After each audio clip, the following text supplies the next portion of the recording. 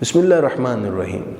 تاریخ اسلام میں ایسی ہزاروں خواتین گزری ہیں جو علوم و عرفان کے سمندروں میں غوطے لگاتی رہیں، باصلاحیت، با کمال اور علم کے ثریا پر بیٹھنے والی متمکن خواتین جو بڑے بڑے علماء کی اساتذہ تھیں، بڑے بڑے مشائخ ہیں جن سے استفادہ کیا۔ خود صحابیات میں دیکھیں تو 1000 سے زائد صحابیات محدثات تھیں، اور یہ تسلسل کے ساتھ سلسلہ چلا رہا۔ اس پر کتابیں لکھی گئیں، ان خواتین کی تفصیل ہماری بکس میں موجود ہے۔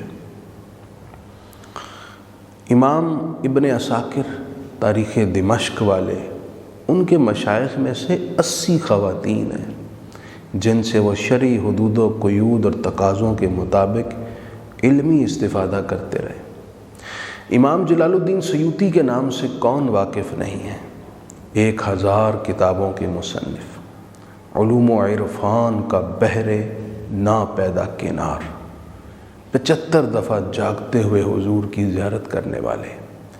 امام سیوطی کے مشائخ میں سے 50 خواتین ہیں جن سے انہوں نے شرعی تقاضوں کے مطابق علمی استفادہ کیا۔ ایسی ایک لمبی لسٹ ہے۔ تاریخ اسلام کی ان باکمال خواتین میں سے ایک امام محمد بن احمد سمرقندی کی شہزادی بیٹی حضرت فاطمہ فقیہہ بھی ہیں۔ امام محمد بن احمد سمرقندی جن کی کتاب تحفۃ الفقہاء فقہ حنفی کی معرکۃ الآراء کتاب ہے، انہوں نے اپنی بیٹی کو خود پڑھایا۔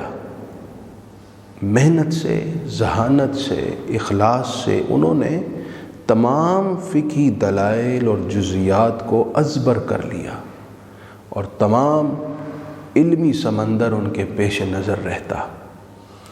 حتیٰ کہ امام محمد بن احمد سمرقندی کے پاس جب کوئی سوال آتا فتویٰ کے لیے تو وہ فتویٰ آپ کی بیٹی حضرت فاطمہ فقیہہ لکھتی، اور اس کے اوپر ان کا سائن بھی ہوتا، اور پھر ان کے والد کے سائن بھی ہوتے۔ امام محمد بن احمد سمرقندی کی کتاب تھی تحفۃ الفقہاء۔ انہوں نے اس کی شرح لکھنے کے لیے علماء کے سامنے ایک خواہش کا اظہار کیا کہ کوئی اس کی شرح لکھے، تو ملک العلماء امام کاسانی نے اس کی شرح لکھی۔ وہ اتنی زبردست شرح تھی کہ حضرت فاطمہ فقیہہ کا رشتہ اس بنیاد پر حضرت امام کاسانی سے ہوا، اور بڑا خوبصورت جوڑا تھا، بڑا اعلیٰ حسین جوڑا تھا، اور علمی سمندر آپس میں ملے، اور اس سے دین کو، علماء کو، طلباء کو بہت فائدہ ہوا۔ حضرت فاطمہ فقیہہ اس قدر علمی پایہ رکھتی تھیں کہ آپ کے شوہر ملک العلماء بھی آپ سے استفادہ کرتے، بلکہ یہ بات معروف تھی کہ ملک العلماء امام کاسانی جب درس دیتے تو بسا اوقات اتنا پیچیدہ مسئلہ آتا، وہ اسٹوڈنٹ سے فرماتے کچھ دیر توقف کرو، میں گھر سے ہو کر آتا ہوں۔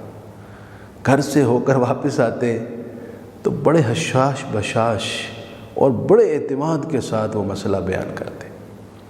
کئی مرتبہ اس طرح ہوا، تو ایک مرتبہ تلامذہ نے پوچھ ہی لیا، حضرت آپ گھر جاتے ہیں، واپس آتے ہیں تو مسئلہ بتا دیتے ہیں، اس پہ کیا حکمت اور راز ہے؟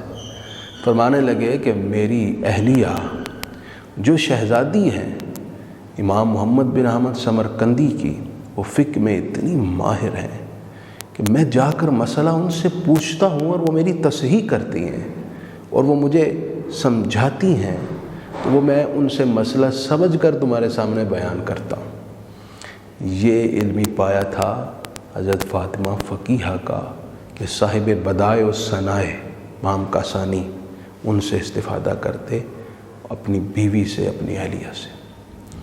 تو گزارش یہ ہے، مغرب کی طرف سے یہ کہنا کہ اسلام عورتوں کی تعلیم کے خلاف ہے، یہ بات جھوٹ کے پولندے کے سوا کچھ بھی نہیں۔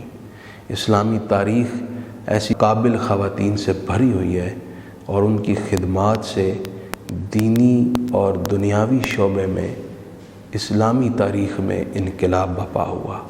آج بھی ضرورت اس بات کی ہے کہ ہماری بچیاں علم میں مہارت حاصل کریں، لیکن شرعی حدود و قیود کو ہمیشہ ضرور پیش نظر رکھیں۔